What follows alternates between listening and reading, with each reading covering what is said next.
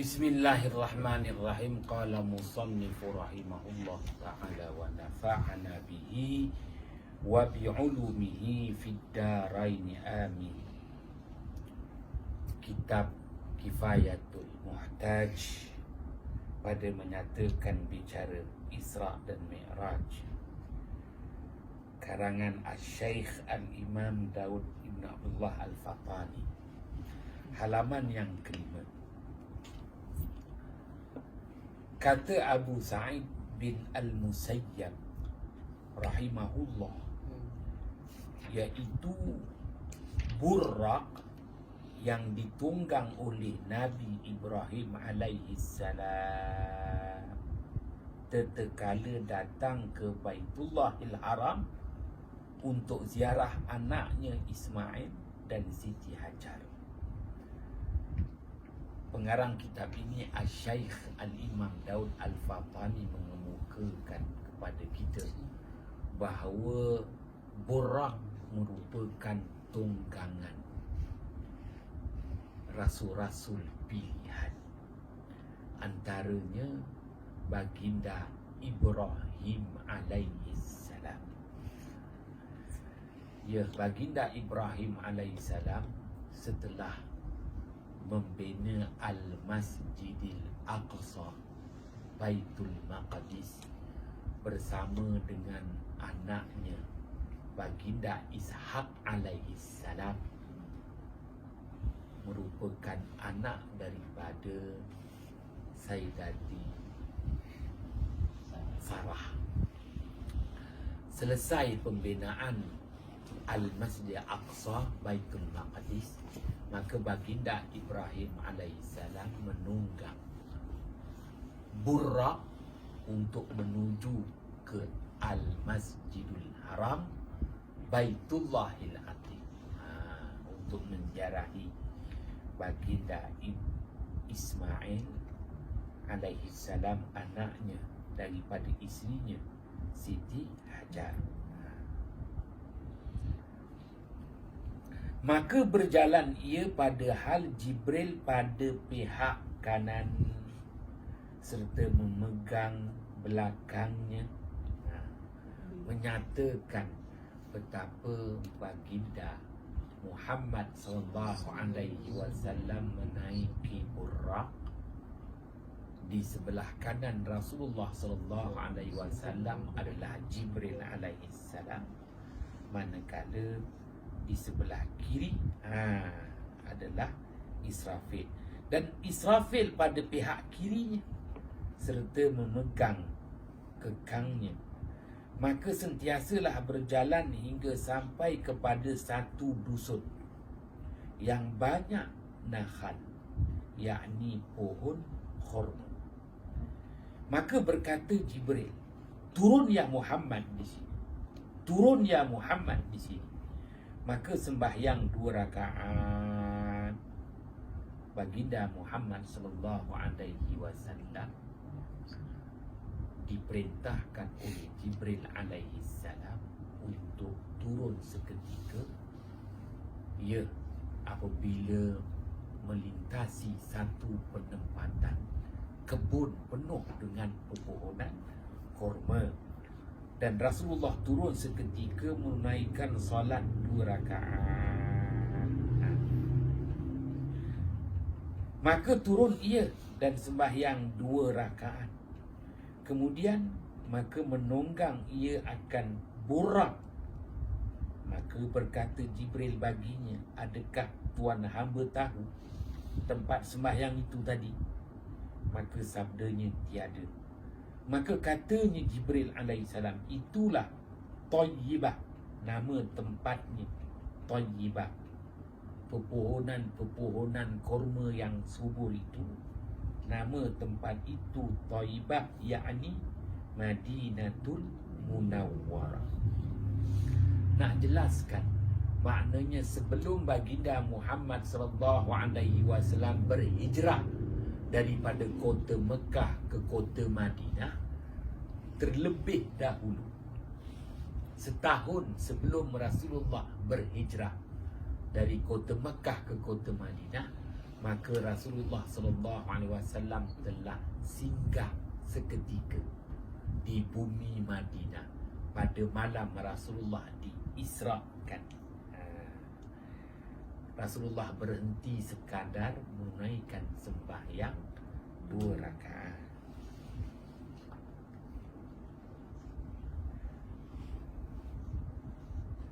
Jibril AS menyatakan, dan kepadanya Tuan hamba berpindah, maknanya berhijrah, wa ilaihal muhajirah.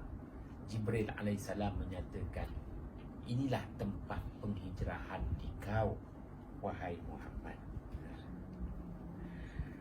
Dan sentiasalah berjalan Burak itu serta melangkahkan satu kaki kepada satu kaki sekira-kira sepenglihatan mata, saujana mata memandang.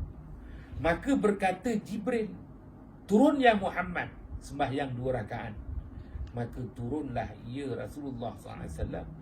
Maka sembahyanglah Nabi 2 rakaat seperti yang disuruh oleh Jibril alaihissalam. Kemudian setelah selesai menunaikan solat 2 rakaat, maka menonggang ia Rasulullah SAW. Maka katanya Jibril kepada Rasulullah SAW, adakah tuan hamba tahu tempat ini? Maka sabdanya, tiada, tak tahulah. Katanya Jibril, itulah Madian, pada pohon kayu yang didengar Nabi Musa kalamullah dan khitabnya, yang ada berhadapan dengan baginda Musa alaihissalam. Baik, 2 perhentian Rasulullah SAW dalam perjalanan Al-Isra yang telah dinyatakan. Perhentian yang pertama di Madinah Al-Munawwarah. Rasulullah SAW sembahyang 2 rakaat. Ya. Kenapa? Kerana nilai sembahyang itu mensyukuri di atas anugerah dari Allah. Dulu kita kecil-kecil, cikgu ajar, kenapa kena sembahyang? Berterima kasih kepada Allah, mensyukuri nikmat Allah, maka kita menunaikan solat. Al-musalli yunaji rabbah. Rasulullah bersabda, orang yang menunaikan solat itu berbisik-bisik dengan Tuhannya. Itu nilai ibadah solat. Jadi berhenti seketika di bumi Madinah bukan untuk ngeteh, bukan untuk ngopi. Apatah lagi nak clear mileage lah. Tapi berhenti dengan menunaikan solat 2 rakaat. Perhentian yang kedua, Rasulullah SAW berhenti di satu tempat namanya Madian. Madian, satu penempatan bersejarah. Sekarang namanya Madian, terletak dalam negara Arab Saudi. Dia dalam satu negeri, nama negerinya negeri Al-Bada. Al-Bada. Dalam negeri Al-Bada ni ada penempatan Madian. Bersebelahan dengan negeri Al-Bada ini ialah Tabuk. Tabuk juga merupakan salah satu negeri daripada Arab Saudi. Jadi Tabuk berada di utara, bersempadan dengan Jordan, Syria. Manakala Badak ni memang berada di utara Arab Saudi, tetapi bersempadan dengan Israel. Bersempadan dengan Palestin. Baik, dan bersempadanan dengan Mesir. Tinggal lagi Madian ni dia kawasan pantai. Jadi Madian ni dipisahkan dengan Mesir oleh semenanjung Sinai. Semenanjung Sinai inilah yang membentuk Laut Merah. Jadi ada dua teluk. Yang pertama Teluk Aqabah, dan satu lagi teluk yang dikenali dengan nama Suez, terusan Suez. Terusan Suez yang orang putih buat, laluan pintas Laut Mediterranean untuk memintas ke Laut Merah. Jadi Laut Merah ni dia terbelah kepada dua teluk. Teluk Aqabah dan satu lagi teluk terusan Suez. Terusan Suez tu tembus ke Laut Mediterranean. Jadi Teluk Aqabah ni, Teluk Aqabah, daripada Teluk Aqabah itu melintasi Teluk Aqabah tu semenanjung Sinai. Semenanjung Sinai itu adanya gunung, Gunung Tur Sinai. Tur Sina wa Turi Sini. Kan dia ada macam tiga segi tu. Ni Mesir, tiga segi, ni Arab Saudi. Sini Madian. Nanti buka peta. Nanti buka peta tengok Madian tu. Persoalannya, kenapa mesti berhenti di Madian? Kenapa mesti berhenti di Madian? Maka Madian itu disabitkan dengan nama seorang Rasul, Baginda Musa alaihissalam. Baginda Musa alaihissalam telah berkahwin dengan anak kepada Nabi Allah Shu'aib alaihissalam. Namanya Safura. Nama anak Nabi Allah Shu'aib alaihissalam Safura, dikahwin. Jadi Baginda Musa alaihissalam menyeberangi Laut Merah daripada semenanjung Sinai, melintas Laut Merah, mendarat di pantai Madian, membawa bangsa Yahudi Bani Israel. Pun begitu, selepas tu Baginda Musa alaihissalam balik semula ke Mesir. Kemudian dikejar oleh Fir'aun. Fir'aun pun tenggelam lagi. Menjelaskan Baginda Musa alaihissalam di Madian bertemu dengan Nabi Allah Shu'aib alaihissalam. Jadi Nabi Allah Shu'aib alaihissalam merupakan salah seorang daripada 4 orang Rasul berbangsa Arab. Berbangsa Arab ada 4 orang Rasul. Nabi Allah Shu'aib alaihissalam, Nabi Saleh alaihissalam, Nabi Hud alaihissalam, dan Nabi Muhammad sallallahu alaihi wasallam. Maka Baginda Muhammad sallallahu alaihi wasallam apabila mendarat dan berhenti seketika di Madian dan sembahyang 2 rakaat, ianya memberi satu motivasi semangat kepada Rasulullah sallallahu alaihi wasallam. Kalau tadi berhenti dekat Madinah Al-Munawwarah, dah pulih dah semangat Rasulullah kerana peristiwa Al-Isra' wal Mi'raj berlaku di tahun duka kita. Gembira Rasulullah. Ni tempat dia berhijrah.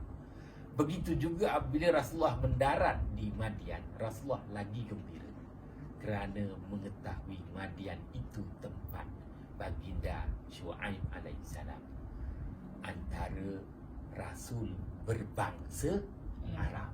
Nabi Shu'aib, Nabi Hud, Nabi apa? Nabi Saleh.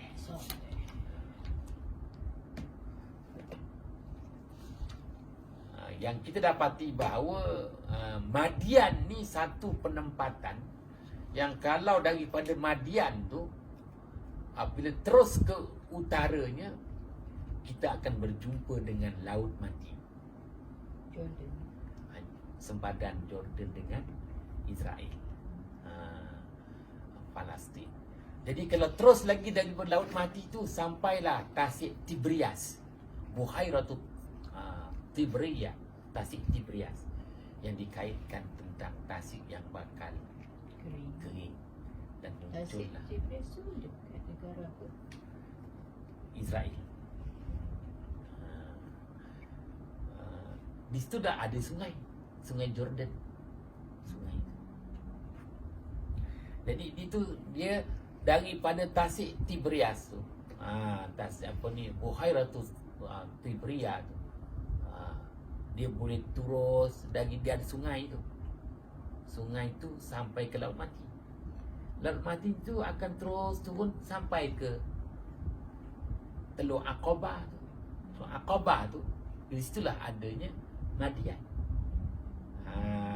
Jadi maknanya itu kawasan satu ketika dulu tu, itu penempatan awal manusia kat situ semua. Yang akan datang kalau dapat pergi Mesir lagi, kita pergi lah. Nak jelaskan Madian tu, yang Allah Ta'ala sebut pada ayat 70 surah At-Taubah, wa ashabil Madian wal mu'tafikat. Ayat 70 surah At-Taubah. Pun begitu pengarang kitab ini, Asy-Syaikh Al-Imam Daud Al-Fahtani mengaitkan Madian tu dengan Nabi Musa alaihi salam. Kerana Nabi Musa alaihi salam selamatkan diri dia dan mendapat bimbingan dan pimpinan daripada baginda Syuaib alaihi salam, dan akhirnya berkahwin dengan anak Nabi Allah Syuaib alaihi Yang salam. kisah yang Nabi Musa lari daripada yang katanya Ya. pada bunuh yang Ya. dia kejar tu kan, Ya. ke Madian. Ya, cerita Madian, nilai Madian. Maknanya di mana Rasulullah berhenti itu bukan sembarangan, ada nilai-nilai yang maknanya memberi semangat, membina dan membangunkan semangat al-jazbah buat baginda Muhammad sallallahu alaihi wasallam.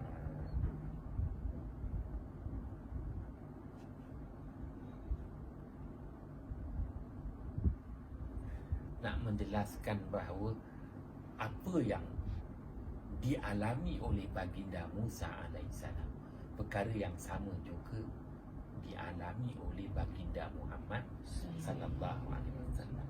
Nabi Musa berhijrah daripada Mesir ke Madian. Rasulullah berhijrah daripada Mekah ke Madinah. Jalan ceritanya. Baginda Musa alaihissalam mendapat wahyu di Gunung Tur, di semenanjung Sinai. Tur Sinai, Waturi Sini. Rasulullah mendapat wahyu pun di gunung Jabal Nur di Gua Hira. Kan ada persamaan tu istilahnya. Sebab tu Nabi Musa kembali semula ke Mesir, dan Rasulullah pun kembali Fathul Makkah kan. Ya, istilahnya. Maknanya ini bukan jalan-jalan cari makan, habiskan peruntukan. Tak ada. Isra' Mi'raj ini nilai. Yang orang kata lawatan sambil belajar, salah guna tu.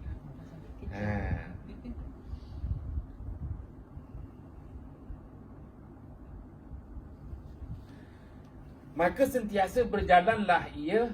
Kemudian berkata Jibril, turun ya Muhammad. Maka sembahyang 2 rakaat. Maka memperbuat Nabi SAW seperti suruhnya. Kemudian maka menunggang ia. Maka berkata Jibril baginya, baginda Muhammad SAW, adakah tuan hamba ketahui apa tempat sembahyang itu? Maka sabdanya tiada. Maka katanya Jibril alaihissalam, itulah tuan hamba sembahyang pada Baitul Laham. Baitul Laham, tempat diperanakkan Nabi Allah Isa alaihi salam. Pengarang kitab ini tidak memasukkan satu lagi tempat perhentian yang juga disebut dalam kitab Ad-Dardir, karangan Asy-Syaikh Al-Imam Ad-Dardir, bahawa baginda Muhammad SAW selepas berhenti di Madian, Rasulullah berhenti di kemuncak gunung Tur Sina. Kemuncak gunung Tur Sina. Di situ juga sembahyang 2 rakaat, kerana di situlah baginda Musa alaihissalam menerima wahyu kitab Taurat. Kemudian barulah Rasulullah sallallahu alaihi wasallam berhenti pula di Baitul Laham, tempat diperanakkan Nabi Allah Isa alaihi salam, memberi satu keyakinan kepada Rasulullah sallallahu alaihi wasallam betapa Allah Maha berkuasa. Allah jadikan sesuatu bersebab dan juga tanpa sebab. Baginda Isa alaihissalam dilahirkan tanpa apa. Semuanya tu memberi kekuatan buat baginda Muhammad sallallahu alaihi wasallam, dan Rasulullah dapat mengetahui kedudukan sebenar baginda Isa alaihissalam dan bagaimana khianatnya Nasara Kristian itu sendiri. Dan antara adalah Nabi sallallahu alaihi wasallam itu berjalan tiba-tiba melihat akan ifrit daripada jin menuntut akan dia dengan jambung api. Jambung api itu maknanya obor, seberkas api, sejambung api. Maka pengarang kitab ini Asy-Syaikh Al-Imam Daud Al-Fatani mendatangkan di antara perkara yang Rasulullah nampak dari perjalanan melepasi Baitul Laham nak menuju ke Al-Masjid Aqsa. Dari Baitul Laham nak menuju ke Al-Masjid Aqsa, Rasulullah dapat melihat peristiwa-peristiwa aneh, menakutkan. Antaranya yang Rasulullah lihat, Rasulullah lihat jin yang paling jahat, namanya Ifrit. Jin itu dalam satu perkumpulan, Ifrit dalam satu perkumpulan, setiap seorang memegang obor. Ini bukan larian obor Olimpik Jepang, bukan. Masing-masing memegang obor, seolah-olah jin Ifrit ini menunggu baginda Muhammad sallallahu alaihi wasallam. Dan jadilah Nabi sallallahu alaihi wasallam tiap-tiap berpaling melihat akan dia, maka Rasulullah sallallahu alaihi wasallam asyik tengok aja, menyatakan bahawa keberisauan, kebimbangan Rasulullah apabila melihat sekumpulan jin Ifrit, setiap seorang memegang obor, seolah-olah cuba menghalang baginda Muhammad sallallahu alaihi wasallam. Maka berkata Jibril, adakah hamba ajarkan tuan hamba beberapa kalimah? Apabila membaca akan dia kalimah itu, nescaya padamlah jambungan seberkas api obor yang dipegang oleh jin Ifrit, dan rebahlah jin Ifrit atas mukanya. Maka sabda ia, sabda Nabi Muhammad SAW. Bahkan silakan. Maka berkata Jibril, ucap olehmu wahai Muhammad, a'udzu biwajhillahil karim wa bikalimatihi tammatil lati la yujawizuhunna birrun wala fajirun.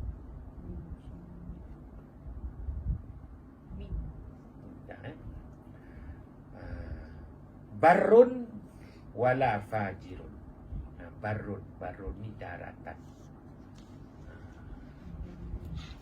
Wala birrun yang baik. Birrun wala fajirun. Min syarri ma yanzilu minas sama' wa ma ya'ruju fiha.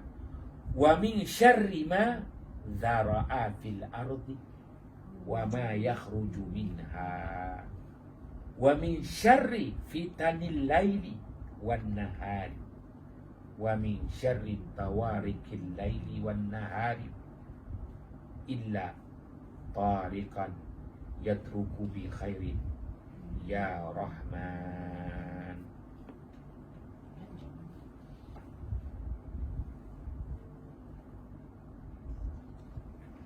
A'udzu, aku mohon perlindungan, biwajhillah, dengan zatmu ya Allah, Al-Karim yang maha mulia, wa bi kalimatihi, dan dengan kalimah-kalimahmu yang mulia, at-tammat, yang sempurna daripada segala kekurangan, allati, yang tidak melampaui kebaikan dan kejahatan, min syarri, daripada kejahatan apa-apa jua yang turun daripada langit, dan apa-apa jua yang naik ke langit, dan daripada kejahatan apa-apa jua yang melata di muka bumi, dan kejahatan apa-apa jua yang keluar daripadanya muka bumi, dan daripada kejahatan fitnah di waktu malam dan di waktu siang, dan daripada kejahatan segala jalan-jalan malam dan siang, melainkan jalan yang menjalani dengan kebaikan. Wahai Allah, Tuhan yang maha pemurah. Jadi ini maknanya antara doa Jibril alaihi salam ajarkan kepada baginda Muhammad sallallahu alaihi wasallam untuk dia melepaskan diri daripada gangguan jin ifrit. Istilah dalam Al-Quran ni, apabila kita baca Al-Quran, kata Asy-Syaikh Al-Imam Jalaluddin As-Suyuti, Asy-Syaikh Al-Imam Jalaluddin Al-Mahalli dalam tafsirnya Al-Jalalain, apabila menjumpai kalimah jin, maka merujuk kepada jin Islam. Apabila berjumpa dengan kalimah syaitan dalam Al-Quran, dia merujuk kepada jin kafir. Ifrit ini jin kafir. Maka ifrit itu dari kalangan syaitan. Maka baginda Muhammad sallallahu alaihi wasallam melihat jin ifrit, syaitan, pada malam Rasulullah diisrakan dari perjalanan Baitul Laham menuju ke Al-Masjid Al-Aqsa, menunjukkan inilah dia halangan yang bakal dihadapi oleh umat baginda Muhammad sallallahu alaihi wasallam, angkara perbuatan syaitan jin ifrit, iaitu sihir.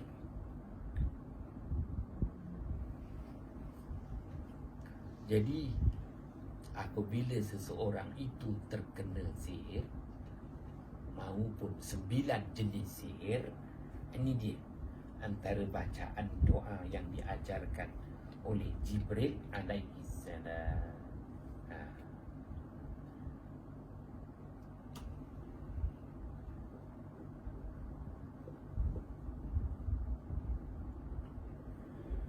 Maka mengucap Nabi SAW, maka tersungkurlah ia, jin-jin ifrit itu, dan padam jambungnya seberkas ataupun kita kata obor-obor apinya. Kemudian sentiasalah berjalan ia Rasulullah SAW hingga berdapat atas beberapa kaum yang berhuma, berpadi huma. Kalau tadi baginda Muhammad sallallahu alaihi wasallam melihat peristiwa yang menakutkan, merupakan ancaman buat umat akhir zaman, iaitu angkara ilmu hitam sihir. Semuanya kerana manusia berhubung dengan jin ifrit. Doanya pun dah diajarkan. Kali ini Rasulullah SAW diberi lihat pemandangan yang paling menyeronokkan. Satu kaum, beberapa kaum yang berhuma. Kaum ni ditanam padi pada tiap-tiap hari dan mengetam. Dia kalau padi tu, orang dulu dia ketam. Ketam tu macam gunting. Dia gunting, mengetam. Dia mengetam padi. Ketam tu bukan tuai. Nama menuai lah. Dia kalau menuai dulu, dia guna yang banyak sisir. Kalau ketam ni macam gunting. Dia gunting. Dia gunting yang bahagian atas je lah. Mengetam.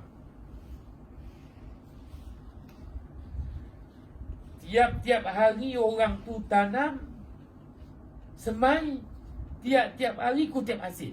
Wah, hebatnya. Hari pertama menyemai, hari yang sama kutip hasil.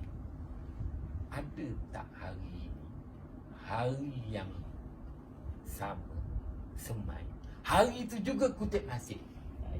Ada 4 ekor. Nombor 4 ekor dia boleh beli. Pagi, petang dia tengok hasil dia. Dia kena, bukan kenapa, kena bayar. Kena bohong dia.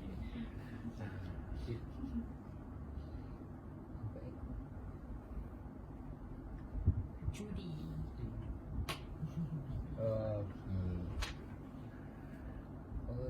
Dan mengetam pula pada tiap-tiap hari. Tiap-tiap diketamnya, kembali ia seperti barang dahulunya. Ya Allah, tak payah nak tuai. Tak payah nak semai. Apabila dipetik hasil, bertambah lagi. Dipetik hasil, bertambah lagi.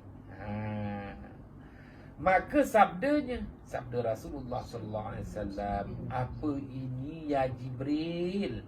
Maka katanya, inilah beberapa kaum yang berperang sabilullah, digandakan Allah Ta'ala bagi mereka itu kebajikannya, yang satu kepada 700 ganda dan lebih.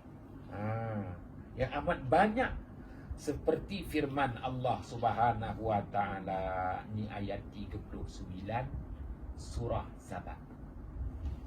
Wa ma anfaqtum min syai'in fahuwa yukhlifu wa huwa khairur raziqin. Ayat 39 surah Sabah. Artinya, dan barang yang kamu nafkahnya daripada sesuatu, maka iaitu digantinya. Allah yang menggantikan. Dan iaitu sebaik-baik. Allah tu yang sebaik-baik, yang memberi rezeki. Allah beri jaminan. fahuwa yukhlifu. Apa pun yang kita belanjakan pada jalan Allah, fahuwa yukhlifu. Allah lah yang akan ganti. Allah yang ganti. Kalau manusia yang ganti, namanya ganti rugi. Ganti untuk melepaskan daripada kerugian, maka dikata ganti rugi. Allah yang ganti, maka gantinya lebih baik. Gantinya berlipat kali ganda. Wa ma anfaqtum min syai'in fa huwa yukhlifu wa huwa khairur raziqin. Dan dialah Allah sebaik-baik memberi rezeki. Wallahu a'lam bissawab. Bismillahirrahmanirrahim. Fafahamnaha Sulaiman wa kullan ataina hukman wa ilma wa sakharna ma'a Daudal jibala yusabbihna wa tayra wa kunna fa'ilin ya arhamar rahim. Assalamualaikum warahmatullahi wabarakatuh.